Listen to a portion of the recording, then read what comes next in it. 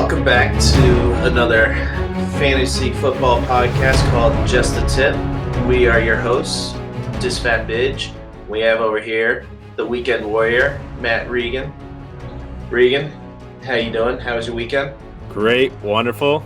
Glad to be back after what we'll call a little technical difficulty for a little bit. So good to see you guys. Hey, you know, it's okay to admit it that you have a problem, but there's doctors to help you with that. That's not Ryan. Jesus. Ryan the Tagless Haynes, how you doing? Yes, sir. Yes, sir. Doing well. Doing well. I want to send out some appreciation to our viewers. Almost 200 views on our last video. I think that is awesome. Awesome. Thank you guys. You stat nerd. Throwing out go to your head, man. Glad you dressed up for the occasion too. Appreciate it. Heck yeah. It's my undershirt from work today. How's it look? Yeah. Mine too. Oh, nice. All right. I just threw this rag on, you know. Yeah, Do you even wash that jersey? You just wear it all the time. Yeah. Fun fact: Ryan's family gave this to me Christmas in 2008. And I still have it.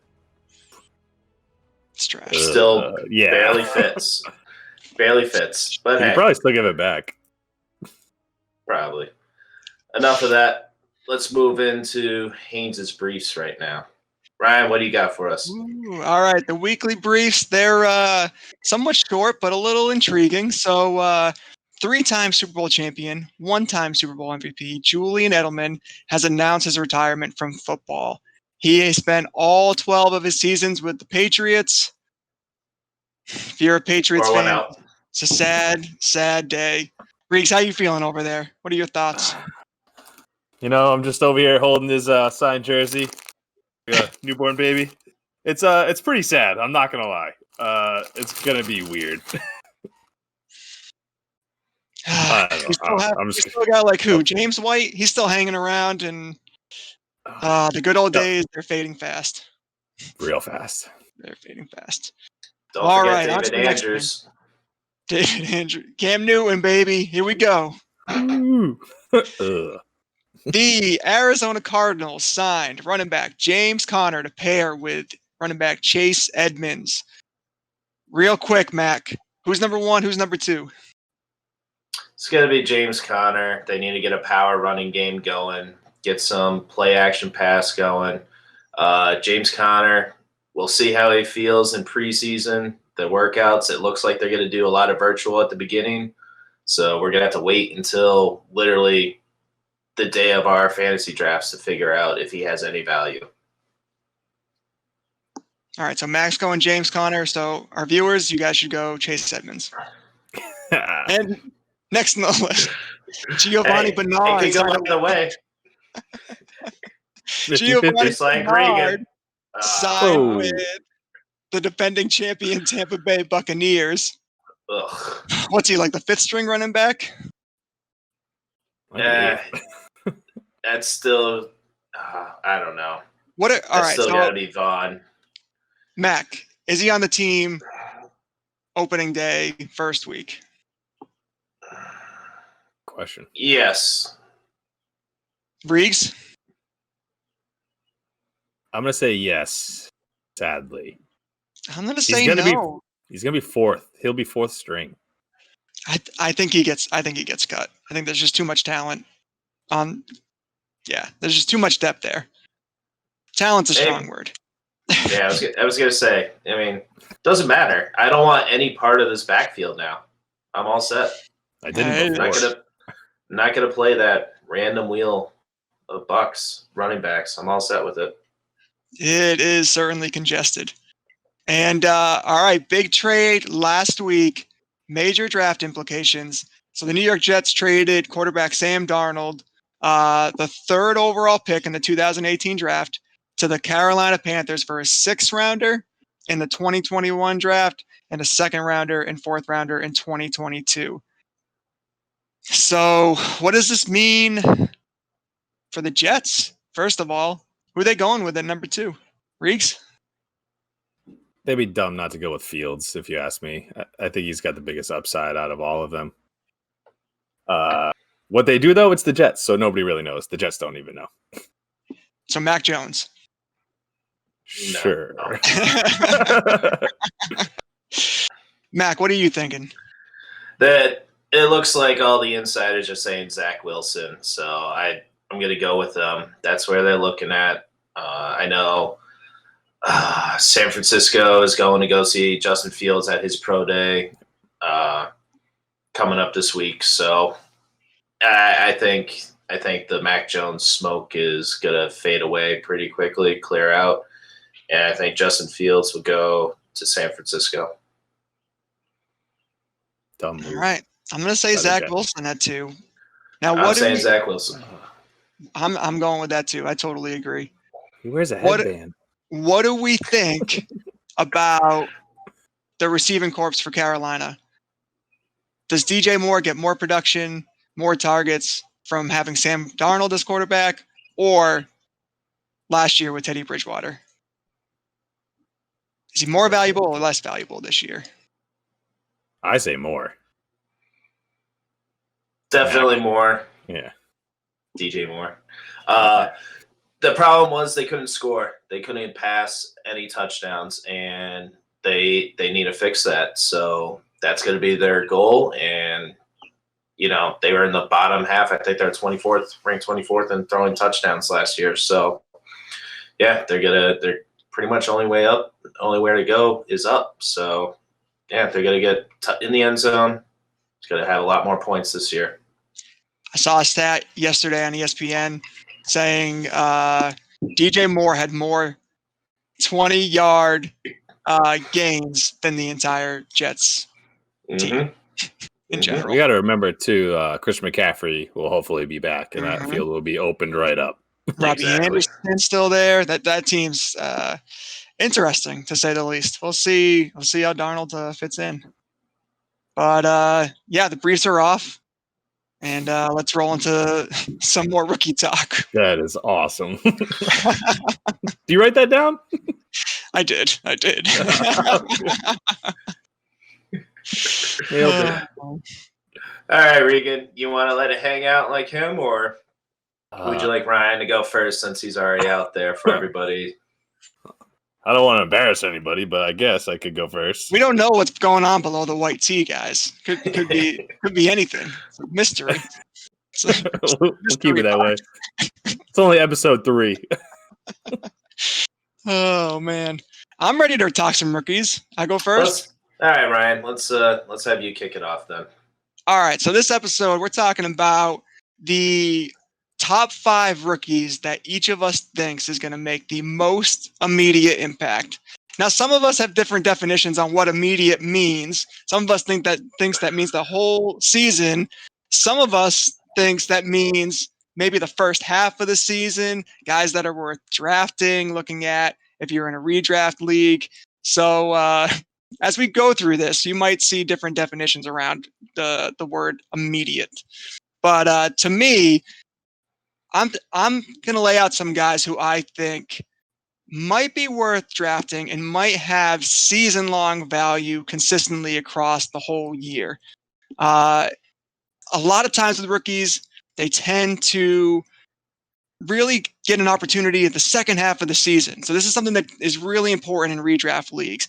I mean, guys like Jonathan Taylor, they took a long time to produce last year, and that really hurt a lot of fantasy players. So just keep an eye out. Remember that when you're in your redraft prep.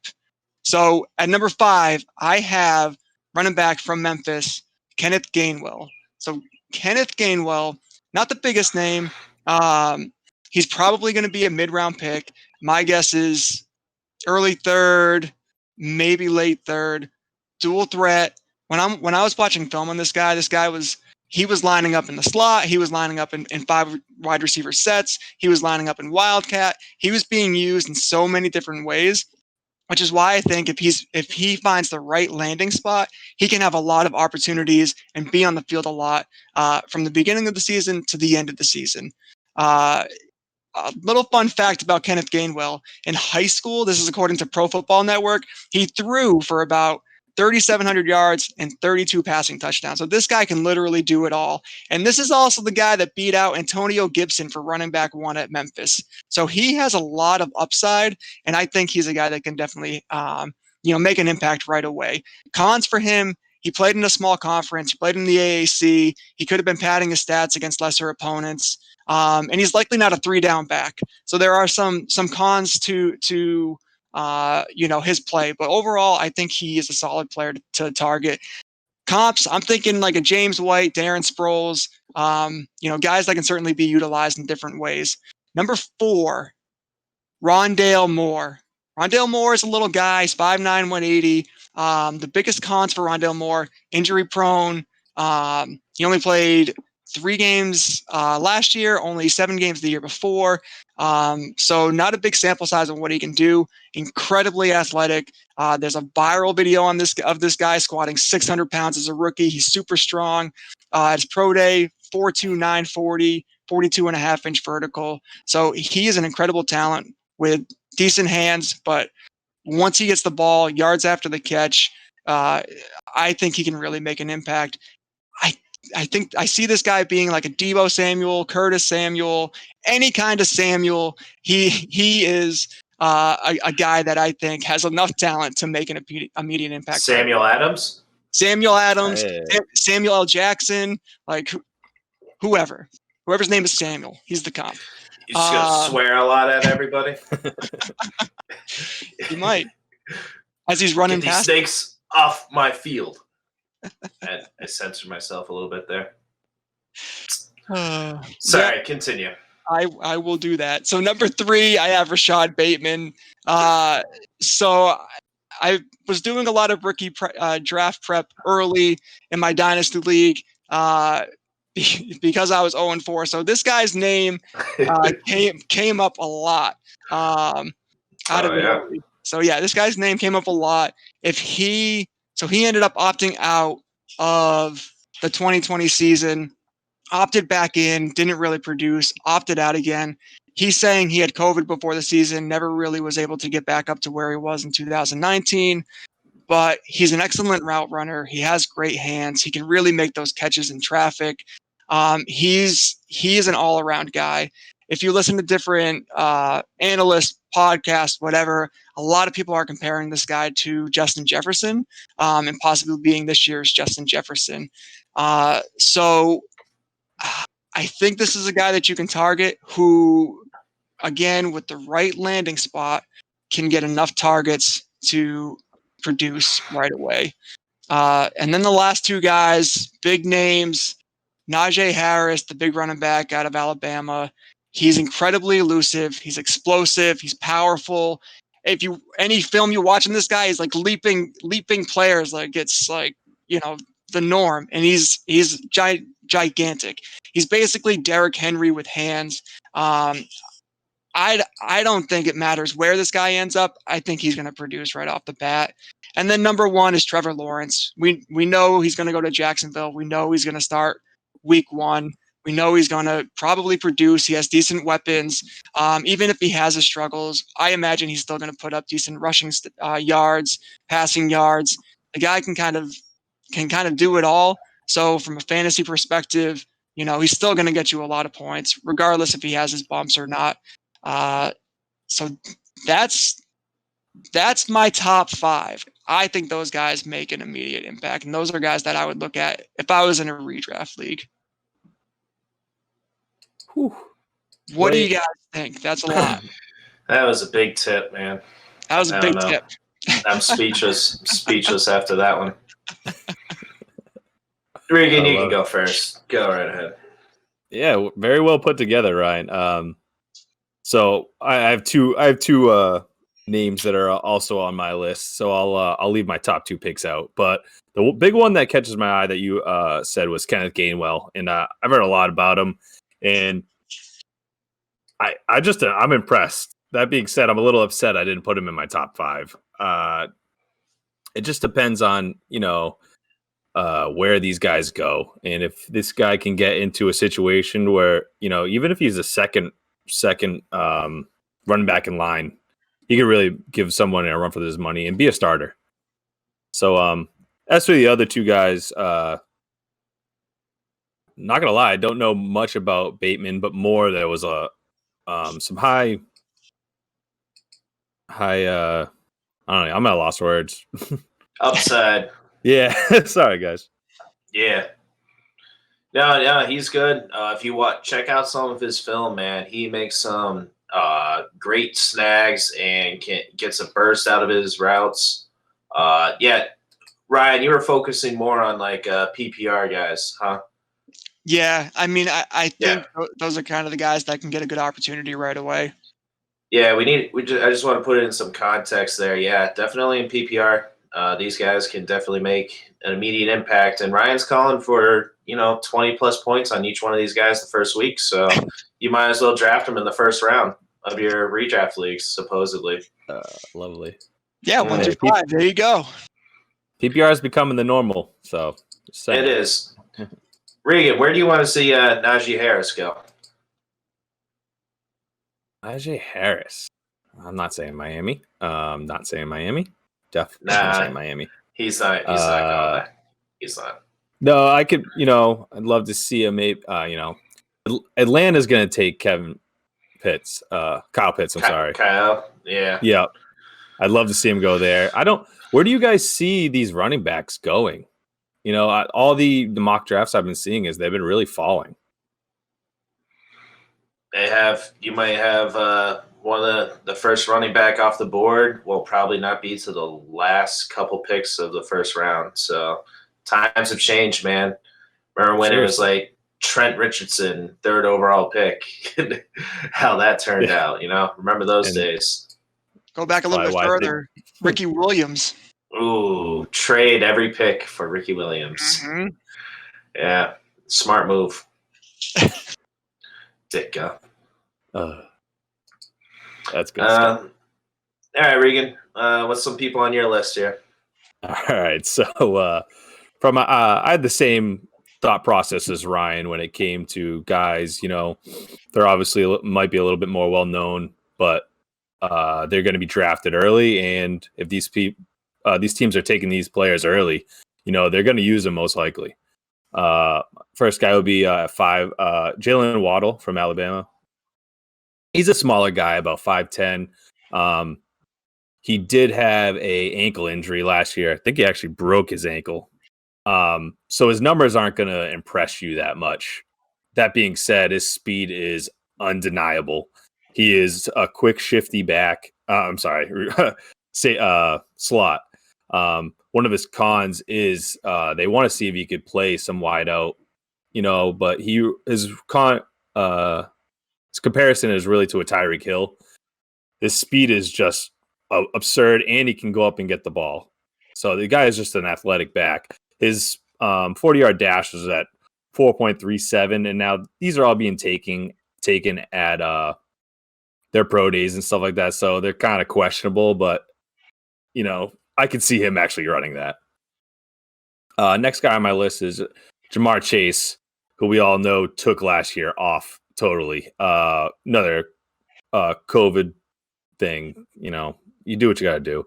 That being said, the year before, he was insane with 84 receptions, over 1,700 yards, 20 touchdowns, over 21 yards per catch.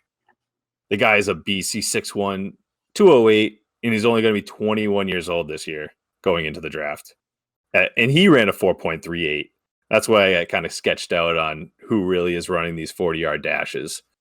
But the guy is literally a beast off the line. Nobody can stuff him on the line.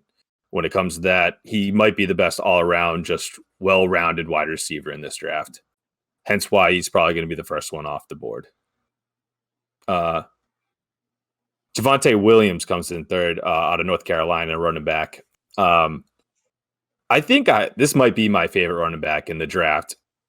His hands are not the best. I know that's big. It may be something he can work on. That being said, he is a beast. He runs through everything and everyone. He might be the best, most complete 3-down back. Now, that being said, Najee Harris, I think he might be a 4-down back. But I'm not going to get picky when it comes to that. But if Javonte Williams can get his hands, work with his hands, he's great in the backfield on pick up blitzes. He has great vision behind the line. He's very shifty side to side. One of his cons is that breakaway speed, though. He just doesn't have that, that next gear. I think he only had 2 plays for 40 yards in his college career. That being said, I think he only had about 366 touches in his college career, which, there's a lot of tread on his tires. I think teams will look at that, but they also might question it, which I hope they don't do, because this guy can be something special. And then the last 2 guys are actually the same as Ryan. Najee Harris at number 2 from Alabama. Ryan hit it on the head. This guy is literally Derrick Henry with hands. I had nothing against him. I was even looking on the NFL, like their stats on him and stuff like that, and his con list was like 3 things, and it was like, I hope he could turn faster and catch a little better and pick up blitzes better. It was all like little stuff that I just don't want to even hear. This guy is something special. And then obviously number 1, Trevor Lawrence. I think I said earlier in this pod, I really like Justin Fields. That being said, Trevor Lawrence, with so much capital on his name and him definitely being taken first, exactly where he's going to go. He's going to get the starting job right away. I think it's a no-brainer to take him number 1. So lay it on me, fellas. What do you guys think? Go easy. Go ahead. Go easy on you. Just a tip. All right. So I just wanted to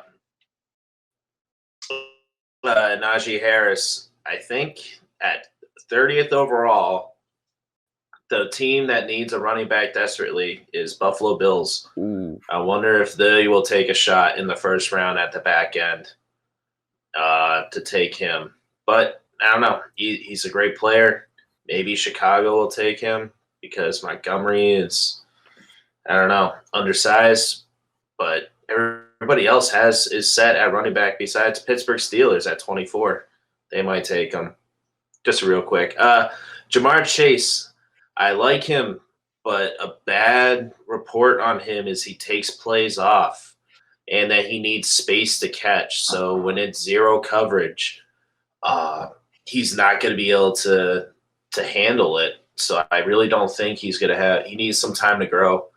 Great talent and everything, but you see his catches, there's nobody on him. Not all the time, but he's going to have trouble when there's a lockdown corner on him, manning up on him, and I just don't think he's going to be able to be that much of a factor. So you're telling me he had nobody on him 84 times?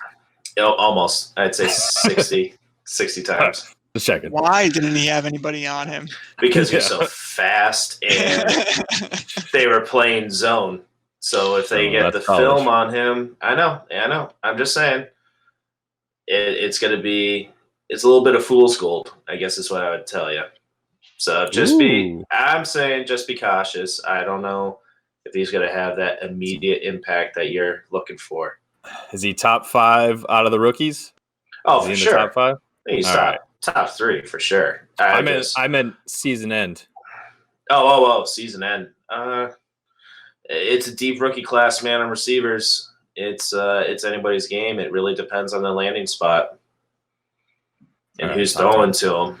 And he's definitely top 10. He'll be top 5. He'll be top 5 rookie wide receiver.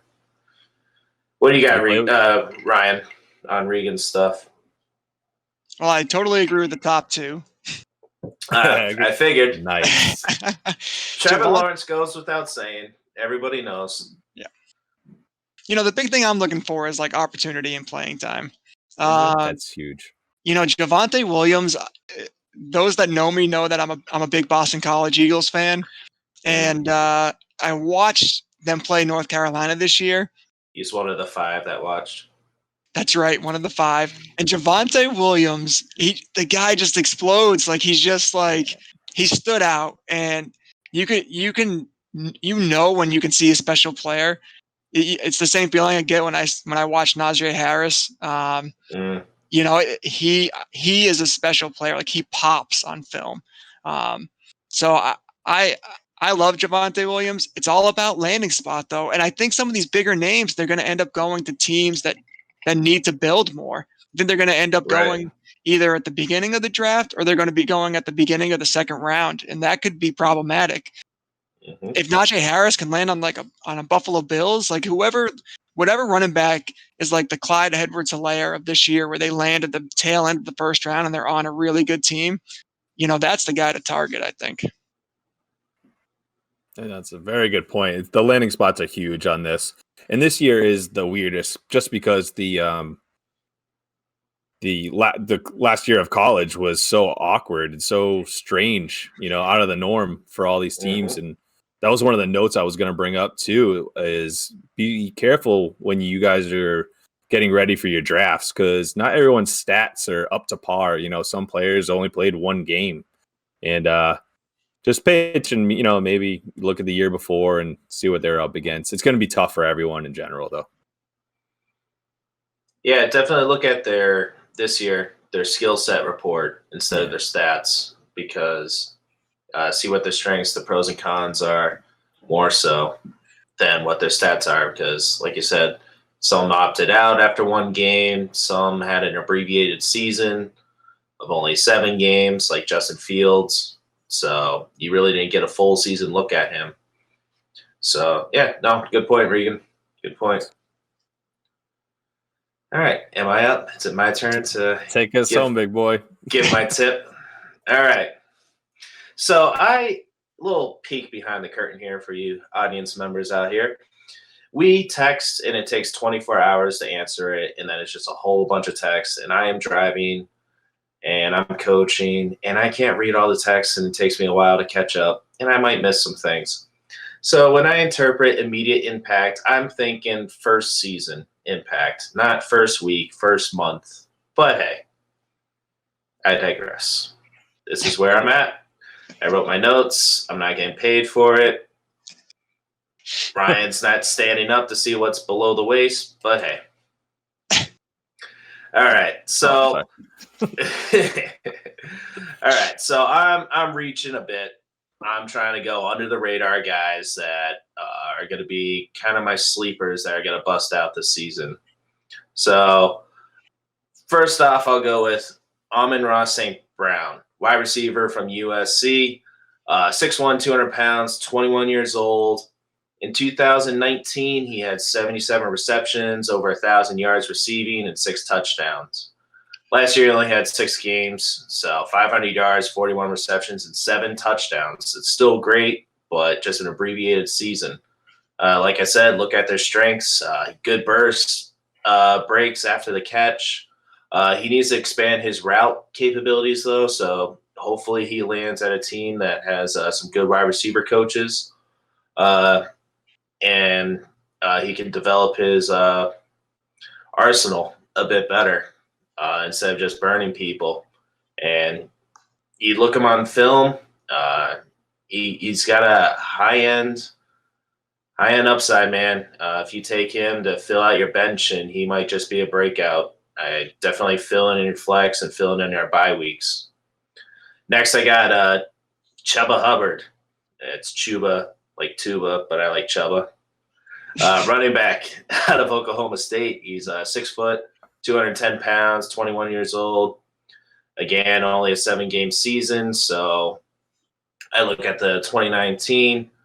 He had over 2,000 yards rushing, 21 touchdowns. His longest run was 92 yards.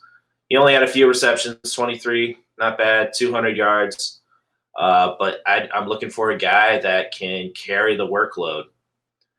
So if he gets onto a team and they're looking like, hey, we need somebody to be the 3-down back, I'm looking at him in my later rounds after all the experienced guys are taken. I'm going to take a shot out on him.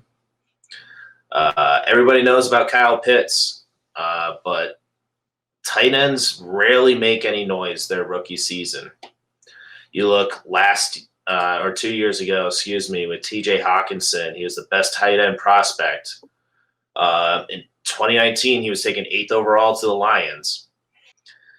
And, he's kind of like leftover French fries, you kind of want him because they were so good previously when you first had them. It starts out hot after you microwave them, 2 touchdowns, double-digit receptions his first 2 games. And then he just turned into Droppinson. He was dropping everything that was thrown to him. Yeah, sure, he had some touchdowns called back from penalties, but he was drafted in fantasy drafts to be a top 12 tight end, and he landed in the top 20. And when you're a tight end, that's no man's land. You're useless. I'd rather take a big chance and just stream a tight end every week. So I'm looking at not Hawkinson, but Pat Freiermuth. It's very hard to pronounce, I guess. Exactly. From Penn State. It's like Freiermuth. 6'5", 260 pounds. He's a red zone beast, okay? So I'm looking at him. He might not get you a lot of yards, but I think he's going to be a great red zone target. And if you miss out on the top 5 tight ends for this year, take a flyer out on him, man, because he could just be that big red zone target. He lines up in the slot too, contested balls. He's a basketball player too. He could box people out. I would definitely take a shot on him if you're going to miss out on the Waller, Kelsey. What other tight end is the top Kittle. 5? Kittle. Yeah, Kittle, that one. Injury-prone Kittle. I'm all set with him. Mark Andrews. I'll take it. I would like Mark Andrews too. I know it's a small sample for him to have, but hey, I would take a shot on him if I miss out on those top 5. Next, Kalen Hill, running back from Mississippi. 5'10", 215. He's a shifty pass catching back, so definitely for PPR. Big stat for him: he broke 116 tackles out of 452 carries. So he's going to be hard to take down. Hopefully that translates over. He opted out of 3 games last year, but he had 23 receptions for 234 yards. He had 1,300 yards rushing, 10 touchdowns the year before. He makes defenders miss, and especially in the beginning of the season, when you're coming out of camp, they haven't been hitting that much. They haven't gotten game action that great.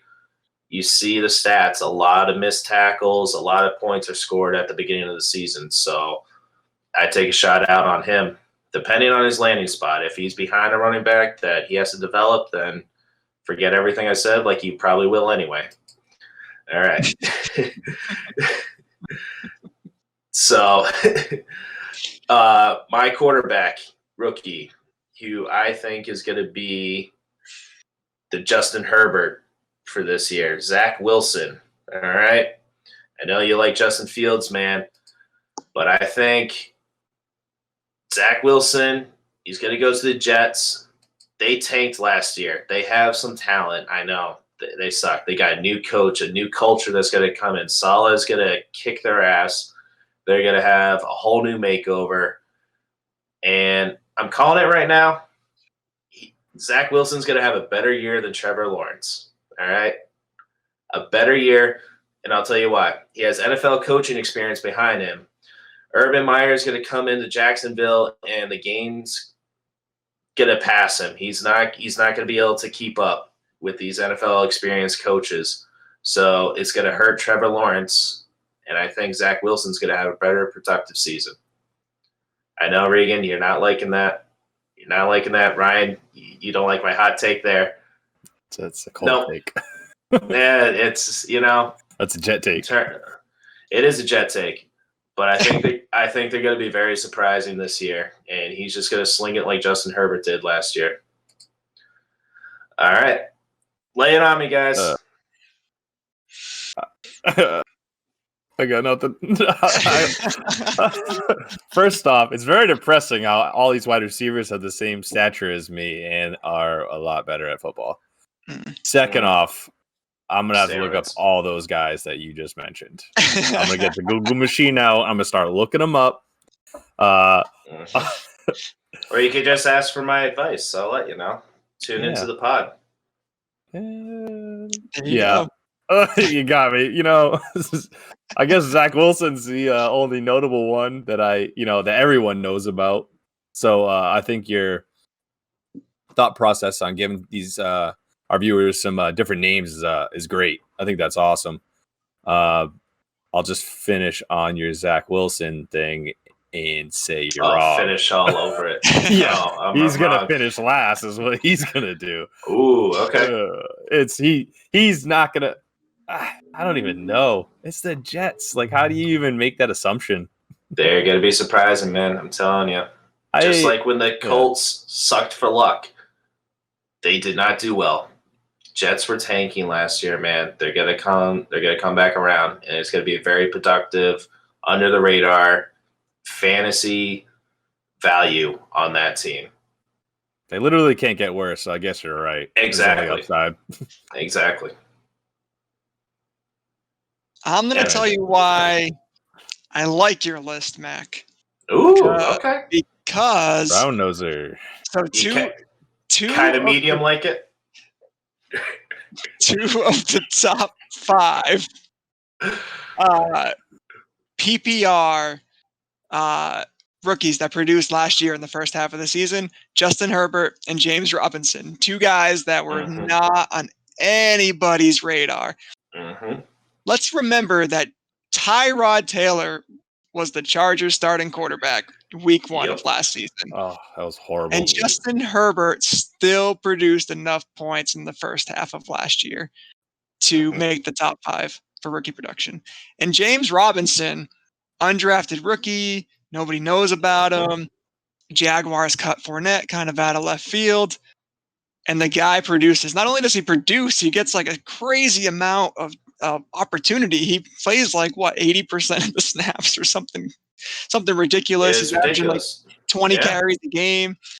So you just don't know sometimes. So these are like, even though Mac's list is kind of like a lot of no-name guys, like these are guys that you can target on the waiver wire, I think. Like, I don't even think you have to draft any of these guys, maybe Zach Wilson, but outside of that, like these might be guys that you can target Probably on the waiver not. wire and can provide some production for you. It's important. It's important to have these guys on your It radar. is. It is, man. Let me just a couple things, some history to back me up. All right. So Nick Chubb, he's taken in the first round now. All right. He was in the real draft, drafted second round. He was after Saquon Barkley, which obviously he was a first round talent right away. We all knew that, just like Travis Etienne, Najee Harris, all of them. All right. So then Rashad Penny was drafted before him, Sony Michel. People were taking those guys a few rounds ahead of Chubb. All right. He only started 9 games when he got the chance, but he was just under 1,000 yards, 8 touchdowns, 20 receptions. His ADP was in the round 9. Like, if you're just going to take a shot on somebody, you wait till you get there, you have your starters set, you fill in your bench. Instead of taking a shot on a vet that had a really poor year and it seems like they're on the downswing, I want to take the shot at the rookie that's in a good spot that might have a chance to just be a breakout star. Another example for a receiver, DK Metcalf, late second round. His first year, he had 100 targets and 900 yards, 58 receptions, 7 touchdowns. He was drafted after Regan. You'll love this. N'Keal Harry. Yeah, you guys passed on. Oh, McCole Hardman was taken ahead of him.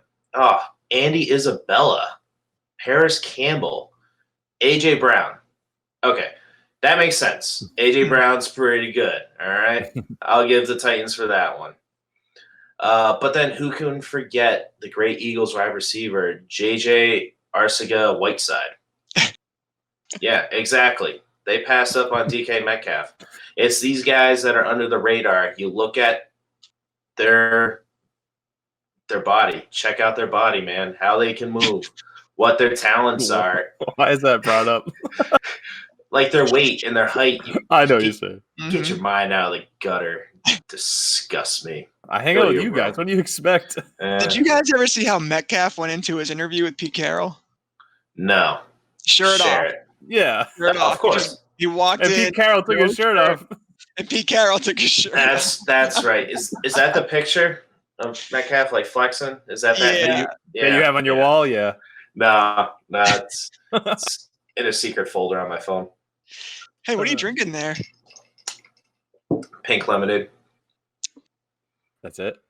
It's a Bailey No family drink, man. fruit or anything. All right. All right. Chicks think that. That's true, man. All right. Yeah, I mean, these are. I'll tell you what.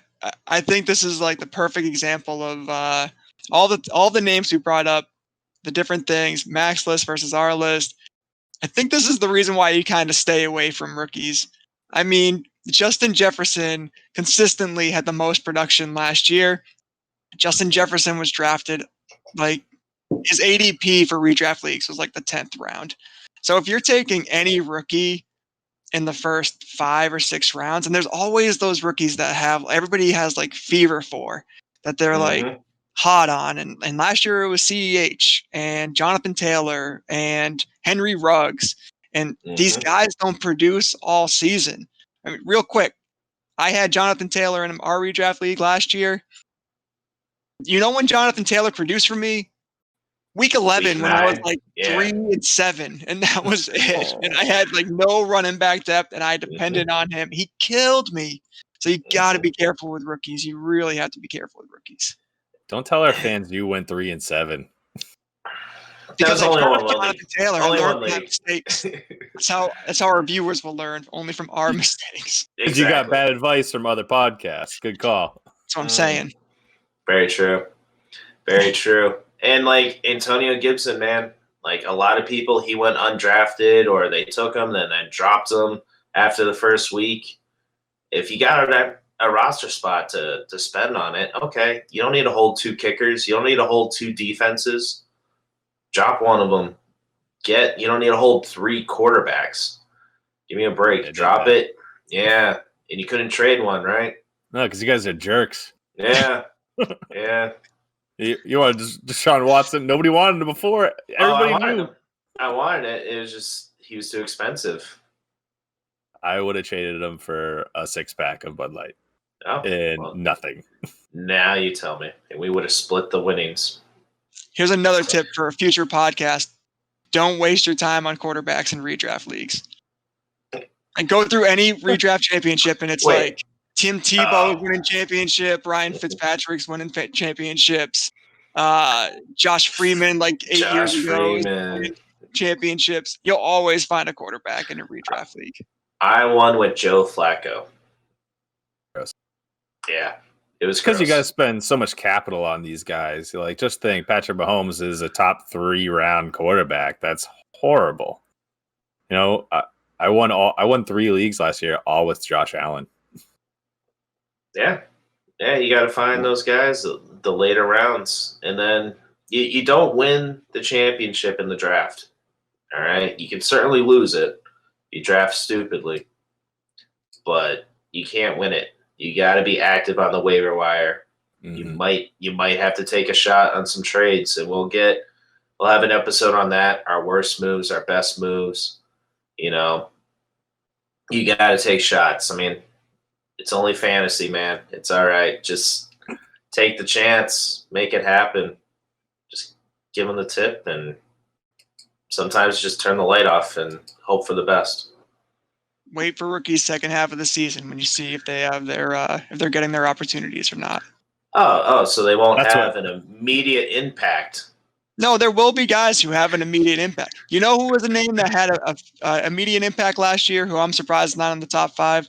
Laviska Shenault. Because he had opportunities, because he's a gadget player. He's on the field. Very true. Very important thing in the beginning of the season. That's true. You need him on the field to score points. This is fun, fellas. This is good insight, fellas. Can't get this analysis anywhere else, man. All right, give me one rookie to avoid. Anyone on your list? Good one. All right, I'll say Justin Fields then. No, I'm just kidding. I'm gonna say Kyle Pitts. I was gonna say Kyle- Kyle Pitts. Kyle Pitts, like, tight ends in general, like you said it yourself, Yeah. like they don't produce year one. Darren Waller's 28. The hype is too big, man. He's gonna be a great player. I would totally take him in the top 5. I want Miami to take him with their 6th pick. If he's there, I want them to take him. But for fantasy production, I just don't think he's gonna make it in the first year. Whatever team he goes to, that team is gonna suck.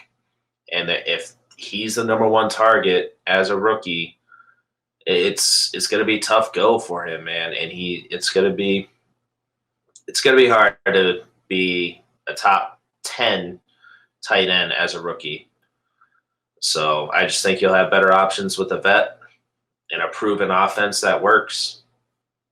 And I couldn't agree with you more, Mac. But there's word that he might that Atlanta might take him at 4. I know And Atlanta's a great landing spot for him. if Honestly, that field's spread out, but then you got to think, all right, Julio Jones is still going to have value. Calvin Ridley, Russell Gage will have some games where he goes off for 30 points.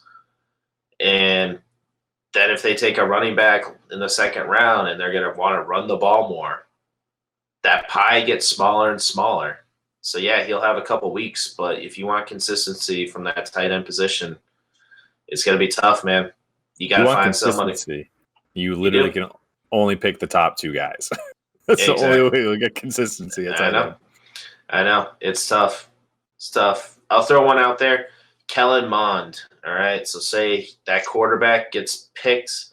There's somebody that needs a quarterback. Stay away. Hugh Jackson loves him.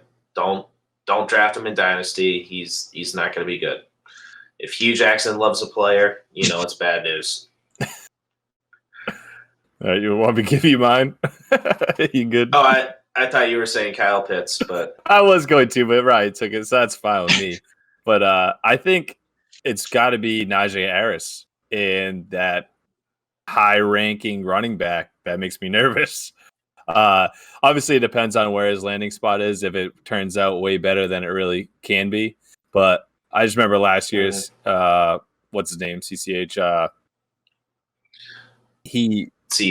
Yeah, Clyde Edwards-Helaire. Yeah, that screwed me over too. Killed me last year, and I used my 1st round pick on him, and I feel like Najee Harris is he probably won't be 1st round, but he might be an early 2nd round pick. Where depending on when the draft comes around, and I just can't see spending that value on a possibility. I'd rather spend it on a rookie I know has his feet in the ground and ready to go. Yeah, I would definitely, for your number 1 running back, I would take a proven vet. And if he gets injured, so be it, whatever. And the rookie breaks out like Saquon Barkley. Okay.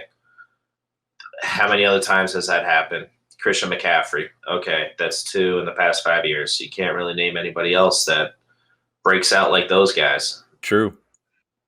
No, Regan, that's a good point.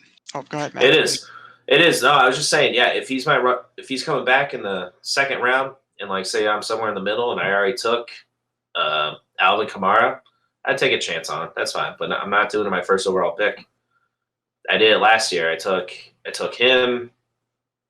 I was towards the end, so I took him, then Michael Thomas, and back to back, and then I took Kenyon Drake, and that did not work out too well. I was scrambling all year, so yeah, definitely take some proven guys. But if it's a freak injury like Michael Thomas, and that's just wasn't it for the Cards this year. So, all right, any leftovers from you guys?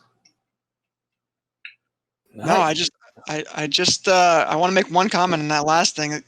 I know people are probably hearing that Regan had Najee Harris in his top 5 for production, but that doesn't mean you should draft him early. Like he very well could be a top 5 producing rookie in the first half of the season, but don't waste valuable draft capital, like you just said, on somebody when you can get somebody proven who can put up stats reliably and consistently. Yeah, context is everything, man. Mm-hmm. Make sure he went to the right team. Yeah, make sure he went to the right team. If he's going to go behind, like say Cleveland takes him or something, it's like, all right, so then he has to fight against Chubb and Hunt, or Green Bay takes somebody in the 1st round. a running back, and it's like, okay, I'm not gonna reach for him just because he's a great talent. Mm-hmm. Yeah, Green Good Bay's going point. to take another quarterback, obviously. Not use them. Nah, they gotta go. They gotta go wide receiver. They've needed wide receiver for like 3 years. Yeah, that's true.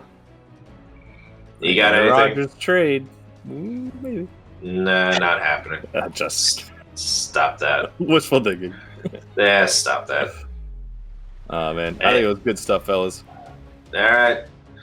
Well, everybody, if you made it this far, we ask you to like, subscribe, share the video, share the audio with your friends, tell somebody, get them involved. Let's get more competitive. Let's go win some money this year. Do your research. Interact with us, comment, reach out to us. We'll post our socials and how you can reach us, and say hi to your mother for me. Awesome. Hey, before we go, we gotta get some comments on what we should do for bets on player rankings. So we need some comments from you viewers to tell us what we should do to each other. Keep it civilized or not. You pick. I don't want to be volunteered to do anything to you. What? Yeah, you don't have the You can do it. Oh god, never mind. I'm out. We're done. Well, Jack, here's the deal. I'm the best there is, plain and simple. I mean, I wake up in the morning, I piss excellence.